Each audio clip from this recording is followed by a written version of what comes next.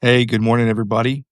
I know that probably many of you are at church or going to church this morning, going to the church buildings. I have a lot of thoughts on going to the church buildings, but I'll keep them to myself for today. I'm going to have to be very careful and guarded this morning because, as I'm sure some of you know, it's been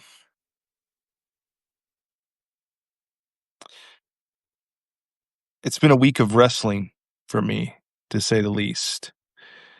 A week of seeing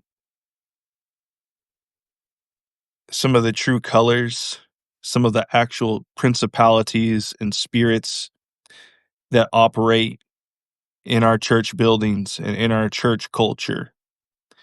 Um, one thing that I've been thinking about a lot is de-identifying the word church with Christianity. There's a lot of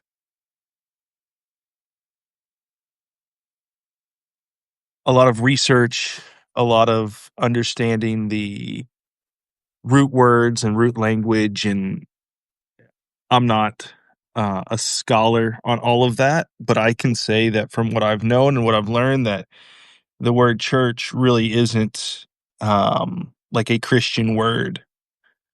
I believe the word used predominantly is ecclesia or ecclesia, which is a gathering of people and really has little to do with where they gather, whether it be a home or some formal place, some formal building. So I'm just going to leave that there. But I wrote an article, and I wrote the article really to stir my own self up, to stir my own faith, and to honor a friend who um, is in heaven. And I don't know what you guys are going through, but it's been really heavy for me, and I'm not the only one that I've spoken to that it's been really heavy this week for. But I just hear the words "bite down," and you can read my past article called "The Wooden Cross" to get a little bit more context on what that means specifically for me. But guys, I think it's time to just bite down and endure.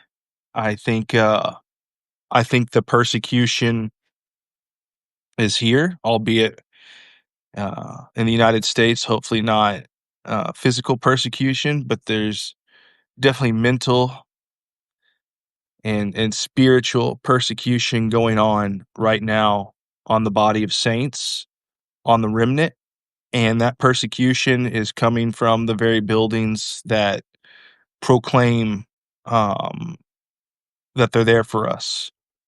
And so I just feel called to bite down and to endure and to pray. And I'll just go ahead and say it, to leave, to leave. Now, maybe not everyone.